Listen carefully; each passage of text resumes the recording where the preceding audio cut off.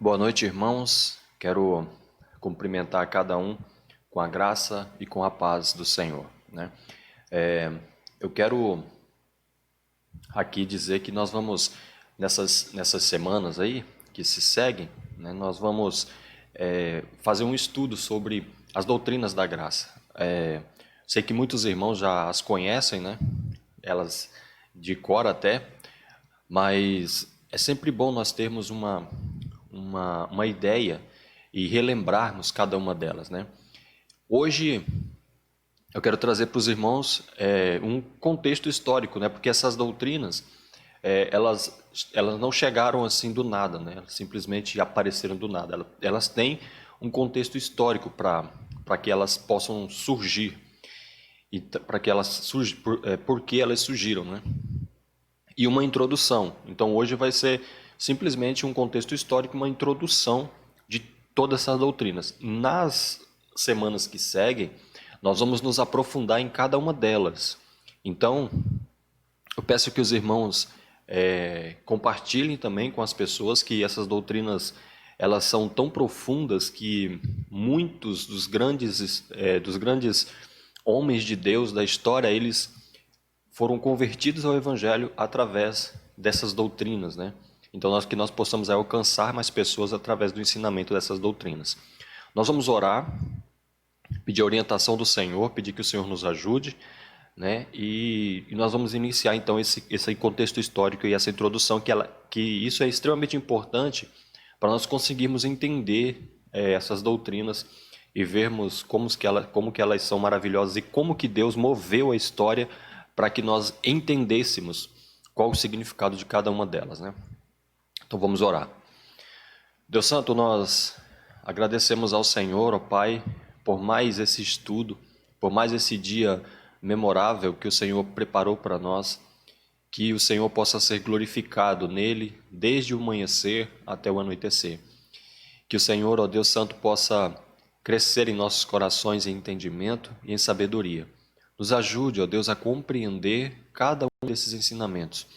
Começando por hoje, ó Deus, até as semanas que seguem, que o Senhor, ó Deus, nos ajude nesta viagem e que nós possamos compreender a Tua palavra. Ajude-nos, intercedo pelos irmãos, por cada um, ó Deus, que está ouvindo e que ouvirá essa mensagem. Que o Senhor toque profundamente o coração de cada um. Nós oramos ao Senhor e te agradecemos em nome de Jesus. Amém. Muito bem, né? Vamos então iniciar. Os irmãos podem ver que eu coloquei aí uma coisa bem cheio de flor, né, de um pássaro ali beijando a flor, né, exatamente porque as doutrinas da graça, elas são representadas por uma tulipa, né? E é exatamente por causa do acróstico no inglês que forma essas palavras. Se os irmãos estão lembrados, na domingo nós falamos sobre os acrósticos, o que é um acróstico, né? E é exatamente isso daqui, ó. É exatamente isso daqui, deixa eu mostrar para os irmãos. O acróstico é o jogo de palavras que se faz, né, para formar uma outra palavra. Então, tulip, do inglês, é as iniciais de total depravity, ou depravação total, unconditional election, eleição incondicional, limited atonement, expiação limitada, irresistível grace, graça irresistível, perseverance of the saints, que é a perseverança dos santos, né? Que os irmãos não reparem o meu inglês não, tá? Importante é que Deus tenha misericórdia. Enfim, então a formação dessas palavras forma um acróstico que é a tulip, que é a tulipa em inglês, né? Então são essas aí as doutrinas da graça que nós vamos estudar nessas semanas que seguem aí, né? Entendendo isso, aqui, meus irmãos, eu quero mostrar as fontes, né, das quais eu vou retirar todo o estudo, né, da onde virá todo o conteúdo para esse estudo. Todo não, parte dele, que é um artigo feito por dois autores, por David Steele e por Kurt Thomas, né? São dois teólogos aí, estudantes, que eles fizeram um artigo sobre as doutrinas da graça. E aí o site Reformados 21, eles postaram esses artigos, né? E aí eu retirei parte do conteúdo desse estudo de lá. Então, para não ser injusto com os irmãos que lá botaram aí para fazer esse trabalho, né, a gente cita a fonte, os irmãos quiserem ir lá, também tá as doutrinas da graça lá no site Reformados 21. Só clicar lá no Google Reformados 21, que os irmãos vão ir direto para esse site, que ele é muito bom também, né? Aí o David Steele e o Kurt Thomas, eles também utilizaram como fonte o James Montgomery Boyce, né, que é um livro dele, que é As Doutrinas da Graça, na página 39. Também foi utilizado aí o livro do irmão Montgomery, né?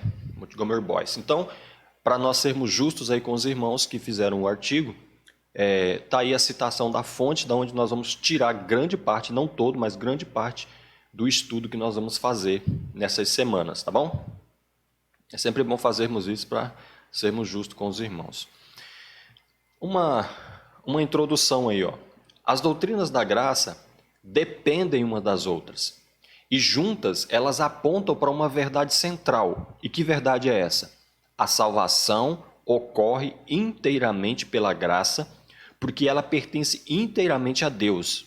E por ser inteiramente dele, ela é inteiramente para a sua glória. Ou seja, as doutrinas da graça, elas dependem muito pouco do homem, dependem inteiramente de Deus, Então isso, para que nós compreendamos ela, é a coisa mais importante que nós temos que entender, é isso, que tudo depende de Deus.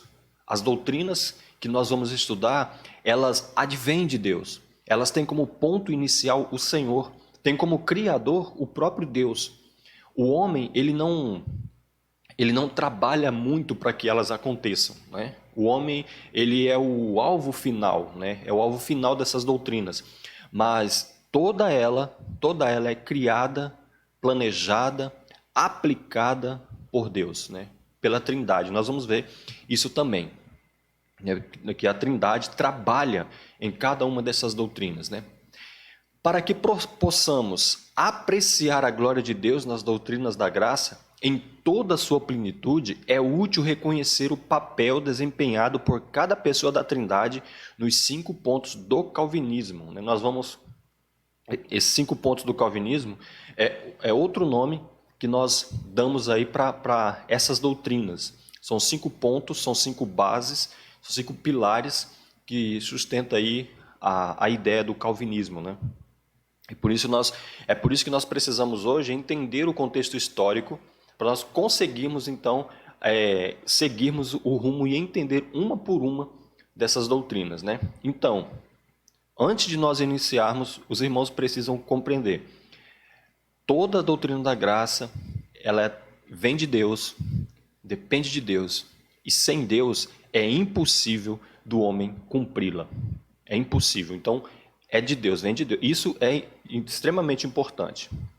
Vamos lá.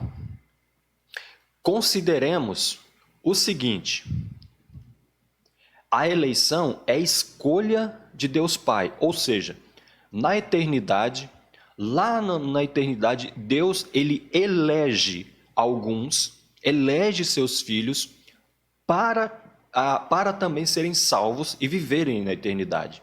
Então, essa eleição, ela vem de Deus Pai, que é uma das pessoas da Trindade.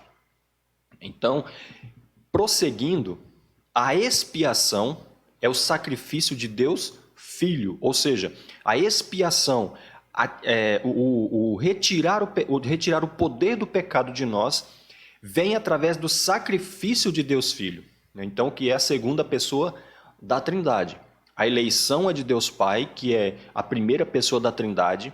A expiação é o sacrifício de Deus Filho, que é a segunda pessoa da Trindade. E, por conseguinte, a graça que nos leva a Cristo e nos capacita a perseverar até o fim é a obra do Espírito Santo. Então, mesmo nós sendo eleitos, nossos pecados sendo expiados, nós precisamos, no decorrer da história, perseverar nessa salvação. E para que nós perseveremos na salvação, o Espírito Santo age em nosso coração. Sem essa ação do Espírito Santo, nós decairíamos da graça no instante seguinte depois de sermos convertidos. Mas por causa da ação do Espírito Santo, que faz com que nós perseveremos nessa fé.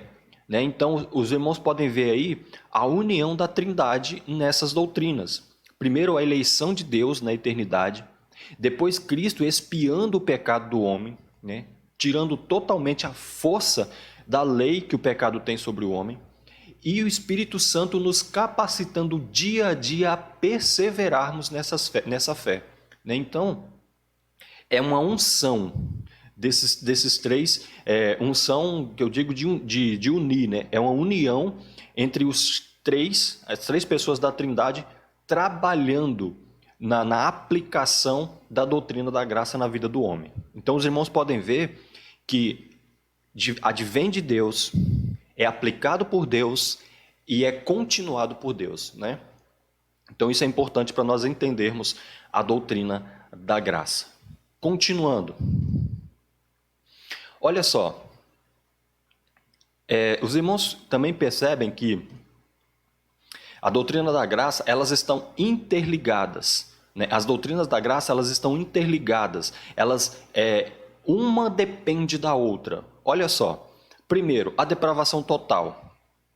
Se estamos realmente mortos em nossos pecados, e nós estamos, o homem ele é depravado totalmente. Nós vamos ver isso. Em questões espirituais, o homem é totalmente depravado. O pecado tomou conta do homem. E nós veremos isso mais profundamente no estudo que nós vamos fazer exclusivamente sobre a depravação total. Então, a questão se estamos realmente mortos em nossos pecados, então a eleição ela precisa ser incondicional. Porque se nós somos pecadores, nossa tendência é seguir o pecado. Se a eleição for condicionada a algo ou ao homem, o homem não pode ser salvo. Ou seja, se Deus for salvar o Newton porque o Newton é bonzinho, ele nunca salvará porque eu não sou bom. O próprio Cristo disse assim, bom só existe um, que é Deus. Então, se a eleição na eternidade dependesse de eu fazer alguma coisa para isso acontecer, ela não aconteceria. Por isso, só Deus poderia nos escolher em Cristo. Então, essa eleição ela é incondicional. Ela não depende do homem, mas sim depende da graça de Deus. Se a eleição ela é incondicional e se a eleição existe, então a expiação ela é limitada. Ou seja, se é uma eleição, então significa que alguns foram eleitos. Quando nós elegemos, por exemplo, um presidente, nós escolhemos uma pessoa dentre o povo e colocamos ele no poder para que ele dirija a nação, para que ele dirija a nação. Então, se existe essa eleição, existe uma expiação que ela é limitada, ou seja, nem todas as pessoas serão salvas, nem todas as pessoas são escolhidas, nem todas as pessoas terão seus pecados expiados. Apenas os escolhidos terão seu pecado expiado. Por isso, somente Cristo poderia expiar os nossos pecados. Então, olha só como estão ligadas, Se nossa depravação é total, então a eleição precisa ser incondicional. Se existe eleição, existe então expiação limitada. Nem todos serão salvos, porque alguns eleitos serão salvos.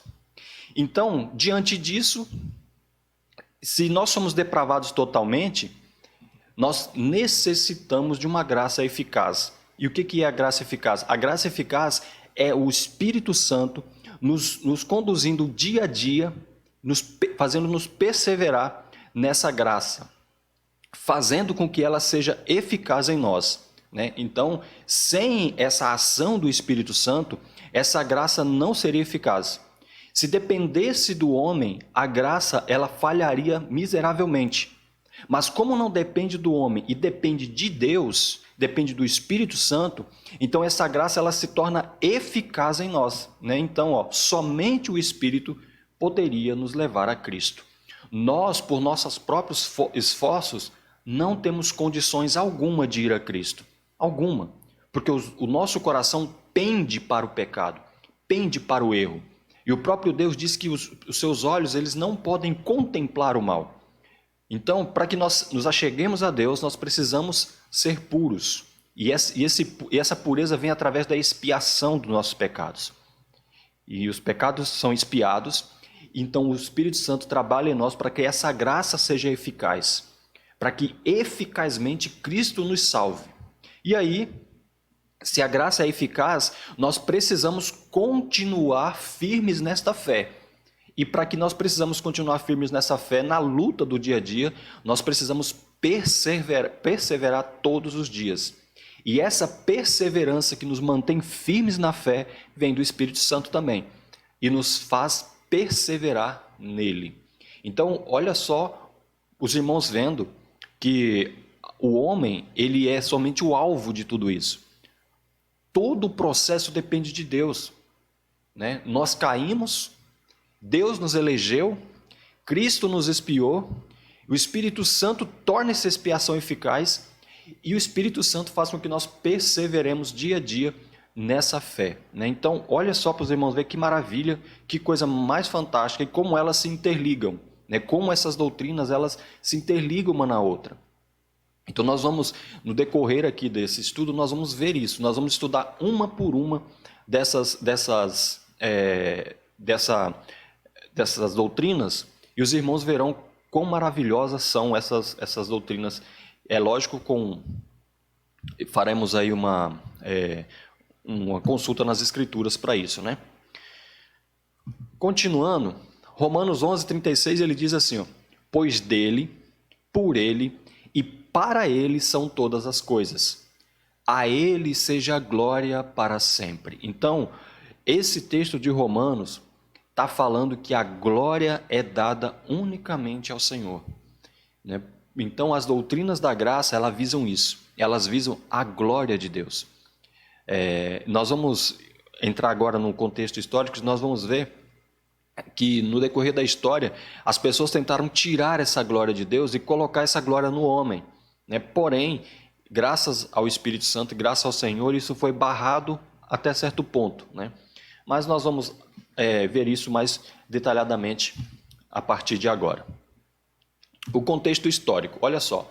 Os 5 pontos do calvinismo tiveram sua origem a partir de um protesto que os seguidores de James Arminius, um professor do seminário holandês, apresentaram ao Estado da Holanda em 1610, um ano após a morte do seu líder.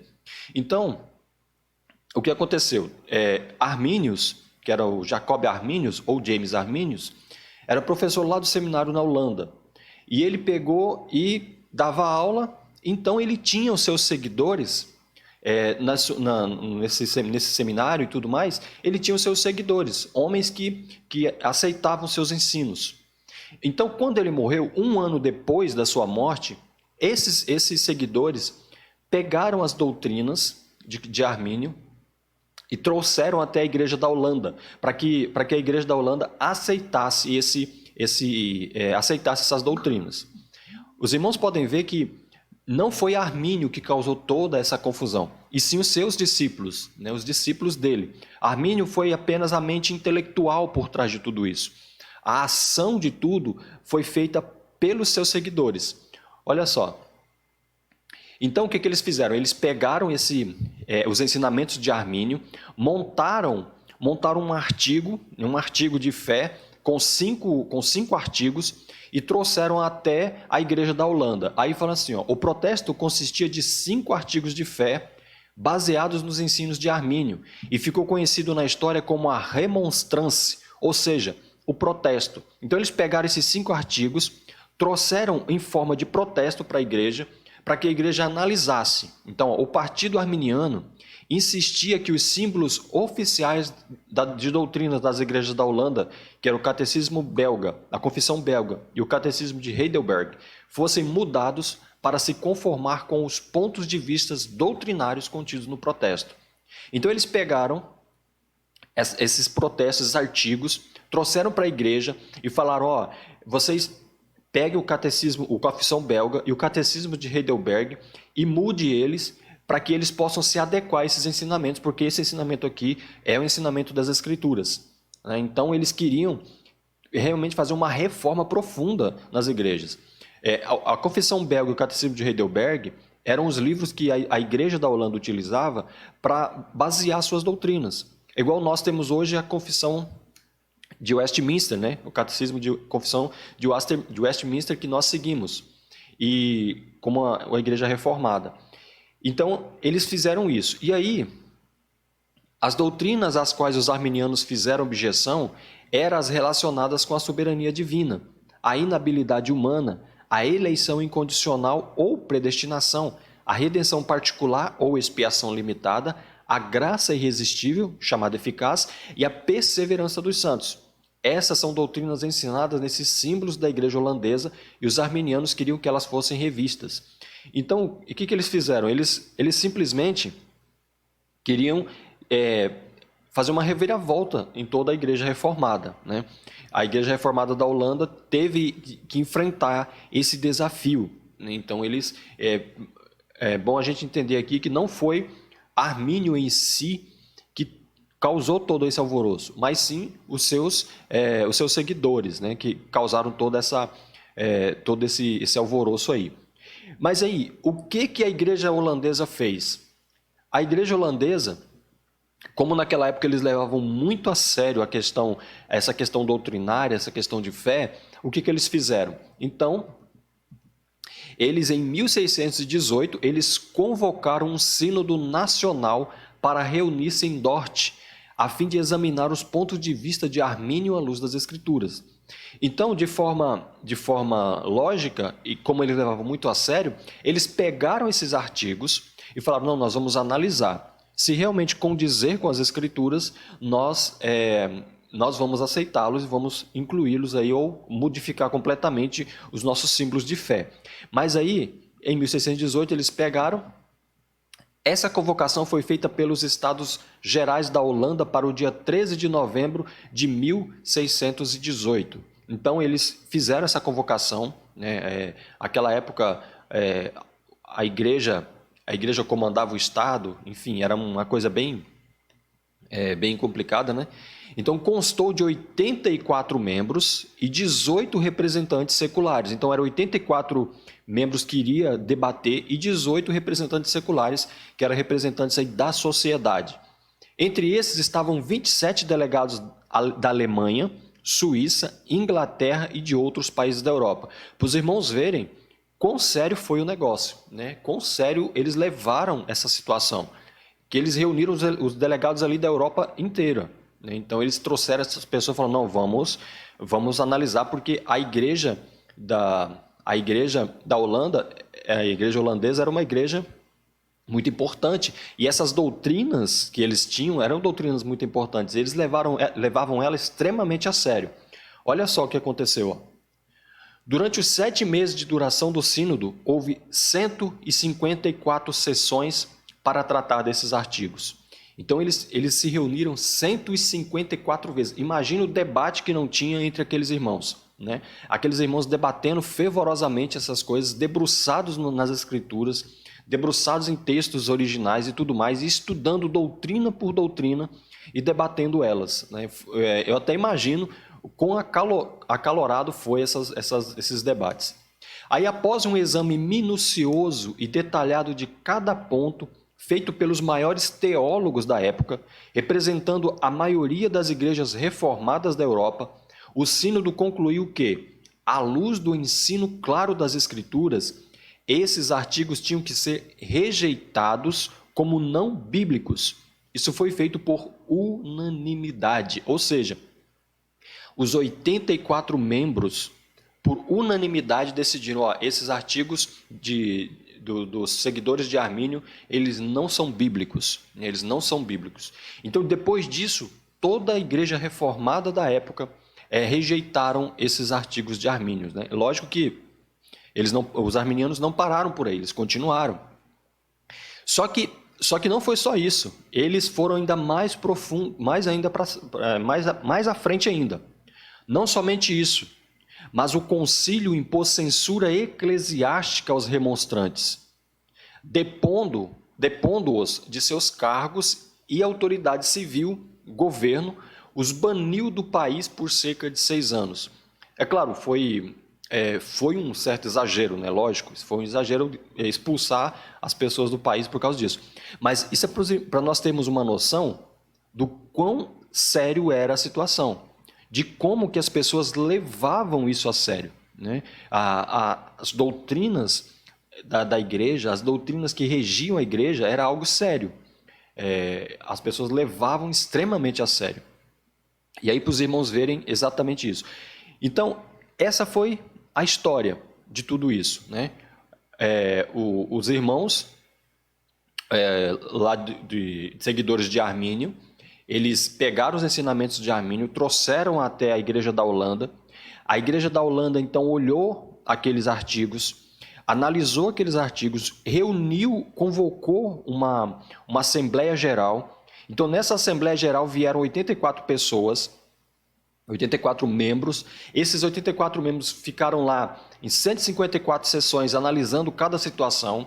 Então eles decidiram, à luz das escrituras, de que esses ensinamentos teriam que ser rejeitados. Então eles expulsaram os remonstrantes, né, que eram os seguidores de Armínio,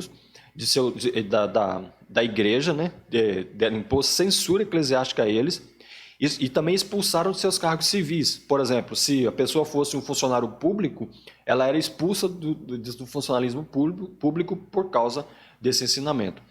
Foi uma decisão bem rígida, né? Mas era o que os irmãos faziam na época, né? A época, nós temos que analisar aí essa situação com o contexto da época. Não podemos também crucificar os irmãos reformados por causa disso. Era o contexto da época. Hoje não faria isso, por causa do contexto da época. Muito bem. Aí nós entramos nos 5 pontos do calvinismo, né? Além de rejeitar os 5 artigos de fé dos arminianos, o sínodo formulou o ensino bíblico a respeito desse assunto na forma de 5 capítulos, que tem sido desde então conhecido como os 5 pontos do calvinismo, pelo fato de Calvino ter sido grande defensor e expositor desse assunto. Outro detalhe, assim como Armínio, não foi ele quem fez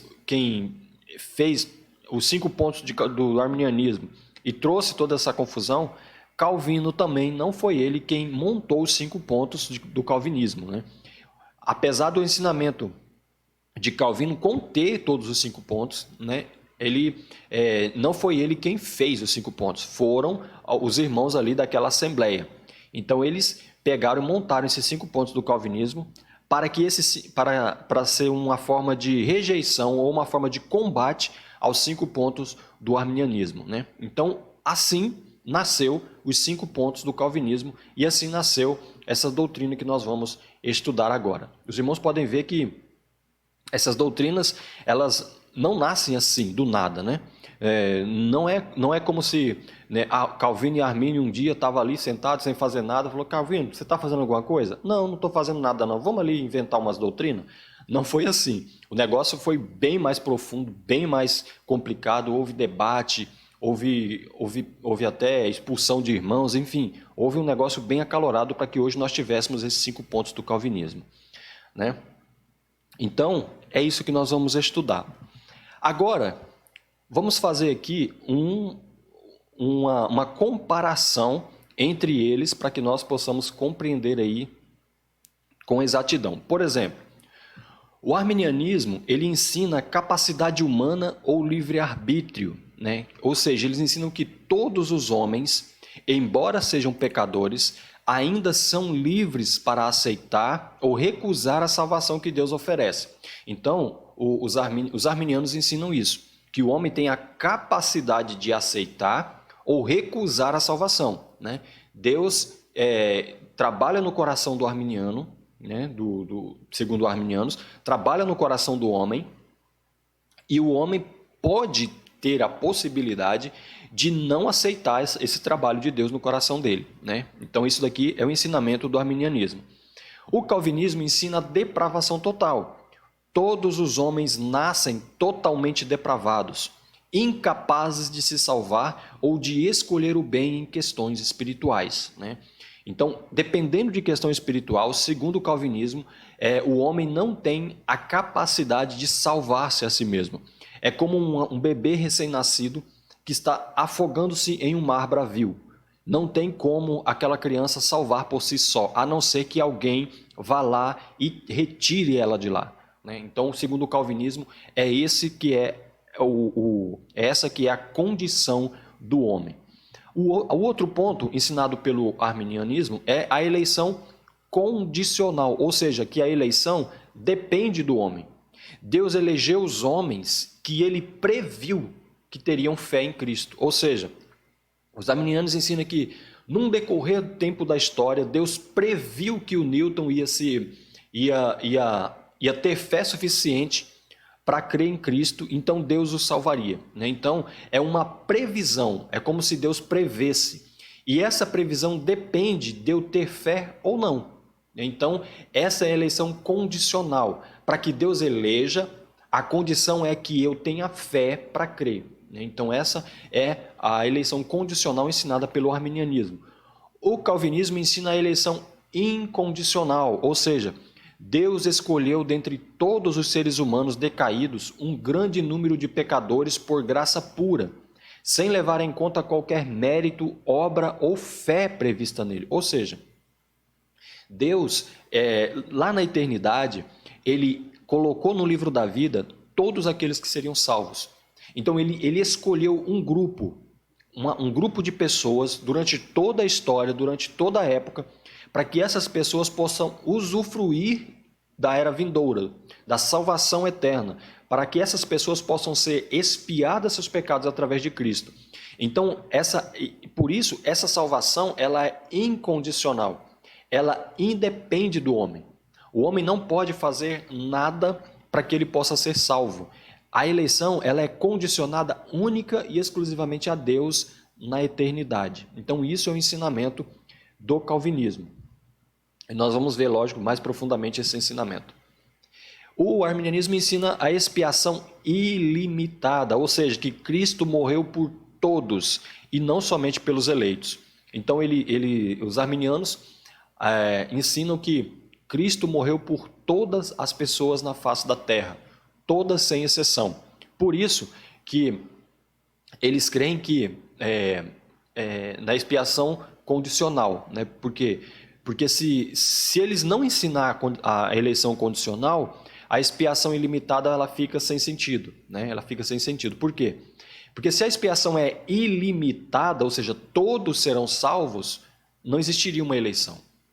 Porque a ideia da eleição é você tira uma pessoa do meio do povo, uma pessoa do meio de outras, para ela exercer uma função X. Então ela é escolhida no meio dos outros. Se a eleição ela for incondicional, a expiação não pode ser ilimitada. Ela não pode ser ilimitada. Então, por isso que o arminiano, se ele ensinar a eleição condicional, ele também tem que ensinar a expiação ilimitada, né? Então, para eles, Cristo morreu por todos, sem exceção. E o calvinismo ensina a expiação limitada, ou seja, Jesus Cristo morreu na cruz para pagar o preço do resgate somente dos eleitos. Ou seja, aqueles que estão com o nome escritos no livro da vida são aqueles pelo qual Cristo morreu. Cristo morreu somente para os eleitos. Assim como no Antigo Testamento, Deus elegeu uma nação para ser sua, unicamente sua, também aqui no Novo Testamento, Deus elegeu o povo dele, um povo escolhido, um povo eleito para ser unicamente seu. Então isso é a expiação limitada. Apenas os eleitos terão os seus pecados limpos por Jesus Cristo. O arminianismo ensina a graça resistível, ou seja, os homens podem resistir à graça de Deus para não serem salvos.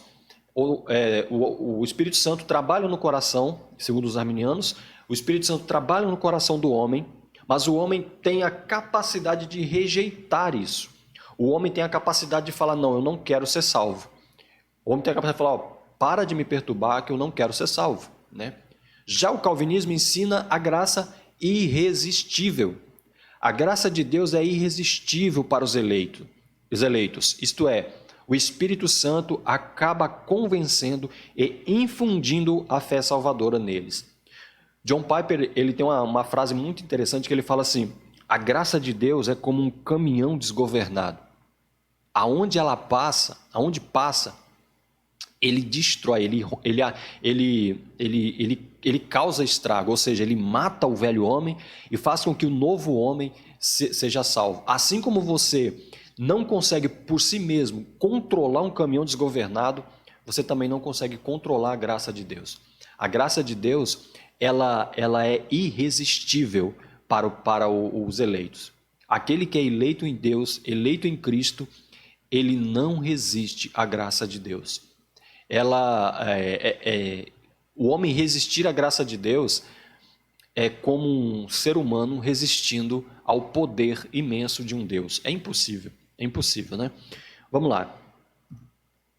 E os arminianos ensinam o decair da graça, que homens salvos podem perder a salvação caso não persevere na fé até o fim. Então os arminianos ensinam isso, né? Que hoje o homem pode estar salvo, amanhã se ele pecar, vamos supor que hoje uma pessoa está salva, amanhã ele trai o cônjuge, já não está mais salvo. No outro dia ele volta com o cônjuge e volta para a igreja, ele já está salvo novamente. Então eles acreditam que o homem fica nessa montanha russa.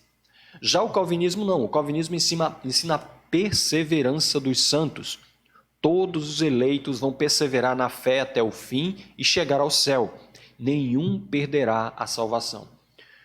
A Bíblia ela ensina isso dizendo que todo aquele que Deus escreveu o nome no livro da vida, esse nome não será apagado. Nunca. Ninguém consegue apagar o nome de ninguém do livro da vida. Então, nós perseveraremos na fé até o último dia. Até o último dia. Se o eleito, ele foi para a igreja, aí um dia ele abandonou a igreja, voltou para o mundo, pecou, abandonou a Deus, virou um ateu. Se ele for um eleito, um dia ele volta. Independente do que ele fizer, um dia ele volta. Porque a graça é irresistível. A graça é irresistível. Então, esses daqui são os pontos ensinados pelos arminianos e os pontos ensinados pelos calvinistas, tá? Os irmãos podem ver que aí o ponto mais controverso é a questão do livre-arbítrio, né? O homem não tem livre-arbítrio. O homem ele não pode acordar de manhã e falar assim, olha, hoje eu decido não pecar. Hoje eu decido não pecar. Só de pensar nisso ele já pecou, porque é uma mentira, né? É uma mentira. Se você levanta e bate o dedinho na quina da porta, pronto, você já pecou, porque a vontade de quebrar a porta é grande. Você já sentiu ira, já sentiu raiva, tudo isso dali. Então, nós somos pecadores, não temos livre-arbítrio, né? O nosso arbítrio não é livre, o nosso arbítrio ele é dependente do Senhor, né? É claro que nós temos as nossas responsabilidades diante das coisas, mas o nosso arbítrio não é livre. E aí, é isso. Essa vai ser, então, o nosso estudo no decorrer aí dessas semanas, né? Provavelmente serão cinco estudos, né? Falando ponto por ponto, e nós vamos nos aprofundar em cada um deles, né? A minha intenção aqui, meus irmãos, eu quero deixar bem claro, não é ofender os arminianos, né? É mostrar a verdade contida nas Escrituras. E como eu sou calvinista reformado, e os irmãos também são calvinistas reformados, porque a igreja presbiteriana é calvinista reformada, nós precisamos entender e compreender o que as Escrituras falam sobre a salvação. O que as Escrituras falam sobre a depravação total, a eleição incondicional, a expiação limitada, a graça irresistível e perseverança dos santos. Nós precisamos saber disso, né? A minha intenção aqui não é discutir pessoas, mas discutir ideias, né? Discutir ideias e principalmente ideias bíblicas, né? Ideias bíblicas. Então, sei que vai surgir muitas dúvidas no decorrer desse estudo, mas eu tô disponível para tirar a dúvida dos irmãos quando surgir, tá bom? Não quero que os irmãos fiquem com dúvida, muito pelo contrário. A minha intenção aqui é exatamente sanar as dúvidas dos irmãos. Vamos orar? os irmãos podem ter percebido, eu não li textos bíblicos, eu li um texto bíblico que foi de Romanos, né? Mas exatamente por isso, porque eu queria simplesmente hoje apresentar o estudo para os irmãos e mostrar a forma que nós vamos conduzir esse estudo. Aí nos próximos nós vamos mostrar cada um com textos bíblicos, com comprovação bíblica, cada um deles, tá bom? Então vamos orar e agradecer ao Senhor. Deus, obrigado porque o Senhor tem sido gracioso conosco. E se dependesse de nós, ó Pai Santo, nós nunca chegaríamos a Ti, porque nós somos pendentes ao pecado. Nós pendemos completamente a Ele. Mas a Tua graça, a Tua misericórdia e o Teu amor têm feito com que nós compreendamos o quão perfeito o Senhor é e que além de nos salvar, além de limpar os nossos pecados, o Senhor ainda trabalha em nós para que nós perseveremos nessa fé. E a Tua palavra diz, ó Deus, que nenhum eleito ficará para trás. Todos serão salvos incondicionalmente. Todos usufruirão, ó Deus, da graça eterna e da glória eterna que o Senhor tem preparado para nós. Muito obrigado. Quero interceder pela vida dos irmãos. Agradecer porque o Senhor tem sido gracioso conosco. Nos ajude, esteja conosco sempre em nome de Jesus. Amém. Muito bem, irmãos, antes de eu encerrar aqui o vídeo, eu quero dizer que os vídeos daqui para frente serão gravados, né? Porque o segundo semestre iniciou aqui no seminário, e eu quero pedir que os irmãos orem por mim, né? Orem, intercedam, porque os estudos aqui são bem difíceis, né? São bem complicados, e eu tenho feito de tudo aí para que eu possa tirar boas notas, né? Para honrar pelo menos o investimento que a igreja está fazendo em mim aqui, né? Então que os irmãos me ajudem em oração, né? Orando por mim, intercedendo por mim. Eu conto com as orações dos irmãos. Não abro mão de jeito nenhum de que a igreja esteja intercedendo por mim, também pelos meus colegas aqui, professores e pastores aqui do seminário, tá bom? Então vamos aí seguir, os irmãos seguir aí nessa viagem diante dessas doutrinas, tá bom? Deus abençoe, que o Senhor esteja com cada um em nome de Jesus.